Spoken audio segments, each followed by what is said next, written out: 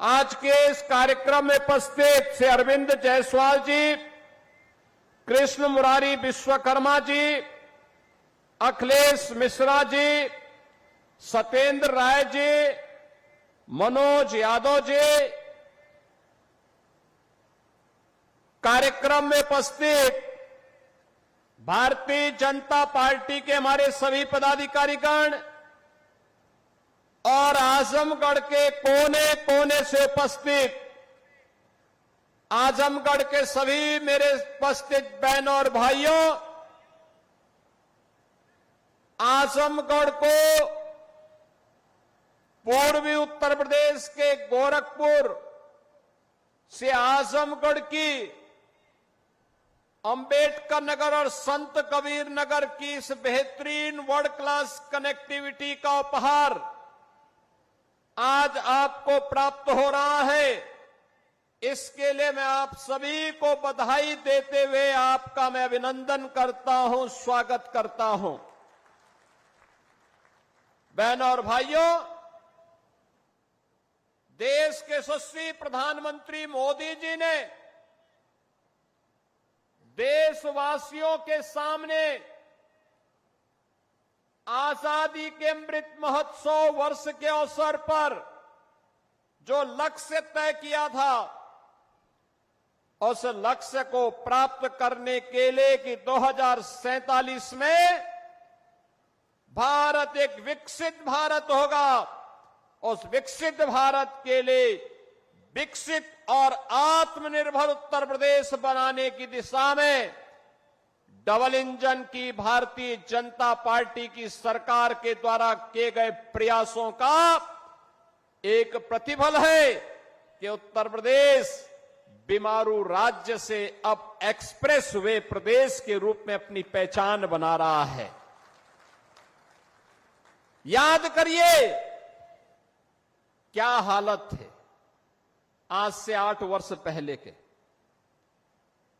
बहनों और भाइयों, उत्तर प्रदेश का नौजवान कहीं जाता था, उत्तर प्रदेश का कोई नागरिक जाता था, पहचान का संकट होता था, पहचान का संकट होता था। लोग आजमगढ़ का नाम लेने से घबराते थे, उत्तर प्रदेश का नाम लेने से घबराते थे।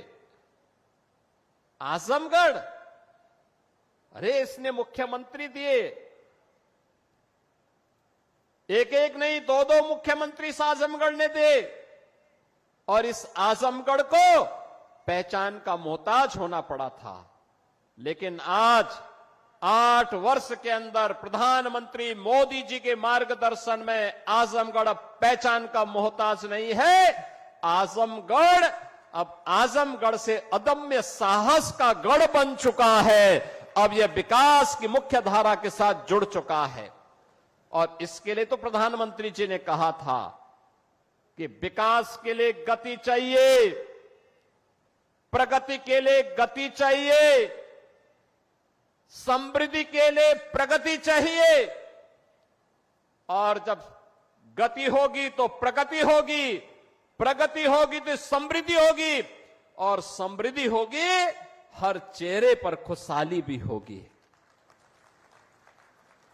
यही तो खुशहाली का राज है, और इसी खुशहाली के साथ आपको जोड़ने के लिए हम लोग आए हैं।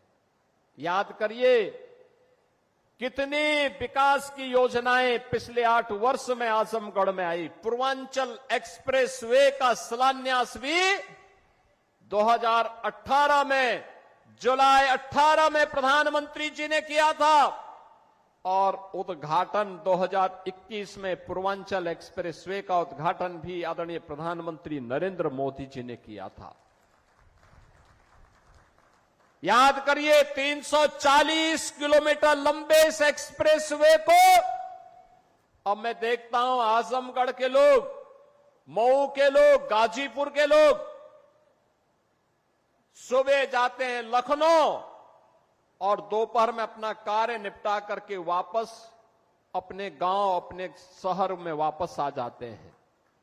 ये होती है गति और यही होती है प्रगति। जब हम लोग 2017 में आए थे, हमारे पास 1.5 एक्सप्रेसवे थे। यमुना एक्सप्रेसवे और आगरा लखनऊ एक्सप्रेसवे का काम आधा हुआ था। आधा हुआ था।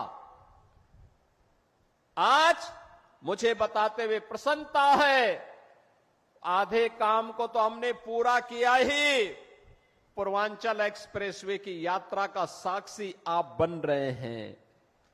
2021 से लगातार बन रहे हैं। 2022 में बुंदेलखंड एक्सप्रेसवे चालू हो गया है, 300 किलोमीटर का है। पूर्वांचल एक्सप्रेसवे 340 किलोमीटर का बन करके पहले तैयार हो चुका है। अब इसकी कनेक्टिविटी सीधे पटना तक के लिए पूरी होने जा रही है। आप याद करिए कि पटना से लेकर के लखनऊ तक और लखनऊ से लेकर के दिल्ली तक की पूरी कनेक्टिविटी कितनी आसान हो जाएगी। 1857 के प्रथम स्वातंत्र समर के नायक वीर कुंवर सिंह ने जब अंग्रेजों को पछाड़ने के लिए आजमगढ़ तक अंग्रेजों का मुकाबला किया था, तब कनेक्टिविटी नहीं थी। अगर उस समय ये पूर्वांचल एक्सप्रेसवे होता तो आजमगढ़ के लोग वीर कुंवर सिंह के साथ मिलकर के अंग्रेजों को मार मार करके खदेड़े होते और फिर यह देश 1857 में ही स्वाधीन हो गया होता। उस समय कनेक्टिविटी नहीं थी, अभाव था, कनेक्टिविटी का अभाव था।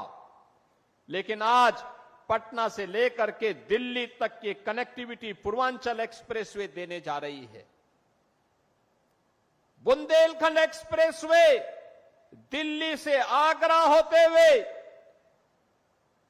हम इसको सीधे चित्रकूट तक जोड़ रहे हैं।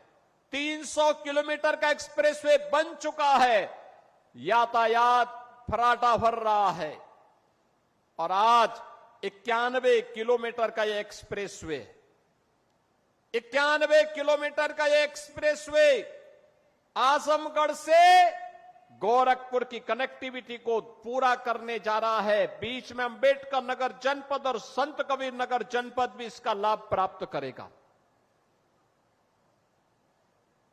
दिल्ली से मेरठ के बीच में एक्सप्रेसवे का निर्माण, 12 लेन का एक्सप्रेसवे पहले ही प्रारंभ हो चुका है। एक्सप्रेसवे बनने के पहले दिल्ली से मेरठ की दूरी को तय करने में लगते थे 3 घंटे और आज एक्सप्रेसवे हो गया है तो मात्र 40 से 45 मिनट में इस दूरी को तय किया जा सकता है।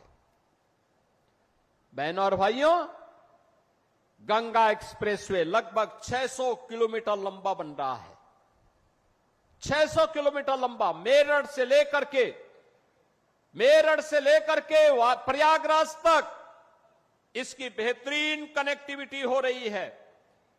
इस वर्ष के अंत तक हम उसको भी आदरणीय प्रधानमंत्री जी के कर कमलों से लोकार्पित करने वाले हैं। लखनऊ से कानपुर के बीच का एक्सप्रेसवे, बलिया लिंक एक्सप्रेसवे और इस प्रकार के लगभग 6 एक्सप्रेसवे निर्माणाधीन हैं।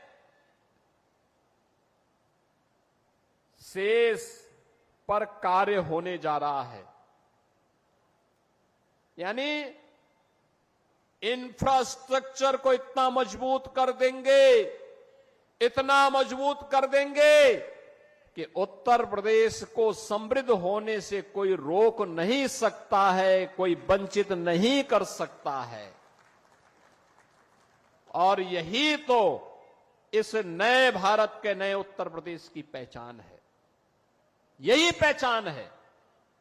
बहनों और भाइयों, पहले 2017 के पहले पता ही नहीं लगता था गड्ढे में सड़क है कि सड़क में गड्ढा है, ये पता ही नहीं लगता था। लेकिन अब गड्ढा मुक्त सड़कें, इंटर स्टेट कनेक्टिविटी 4 लेन के साथ, हर जनपद मुख्यालय 4 लेन की कनेक्टिविटी के साथ, हर तहसील और ब्लॉक मुख्यालय 2 लेन की कनेक्टिविटी के साथ। याद करिए 2017 के पहले 2 एयरपोर्ट थे। आज उत्तर प्रदेश के अंदर 16 एयरपोर्ट क्रियाशील हैं, जिसमें से 4 इंटरनेशनल एयरपोर्ट हैं। अयोध्या का इंटरनेशनल एयरपोर्ट महर्षि वाल्मीकि के नाम पर प्रारंभ हो चुका है। महर्षि वाल्मीकि के प्रति कृतज्ञता ज्ञापित करते हुए यह कार्यक्रम आज वहां पर सफलतापूर्वक संचालित हो रहा है। बहनों और भाइयों, विकास की इस रफ्तार को आगे बढ़ाने के लिए हमारे पूर्वी उत्तर प्रदेश के नौजवानों को, हमारे उत्तर प्रदेश के नौजवानों को नौकरी और रोजगार के लिए देश और दुनिया के अंदर न जाना पड़े, बल्कि दुनिया रोजगार मांगने के लिए उनके पास आए, इसके लिए औद्योगिक क्लस्टर इन एक्सप्रेस वे के किनारे ही विकसित किए जा रहे हैं। इन्हीं के किनारे विकसित किए जा रहे हैं। उद्योग यहीं लगेंगे, यहीं पे इसका लाभ मिलेगा। पहचान का मोहताज नहीं होना पड़ेगा।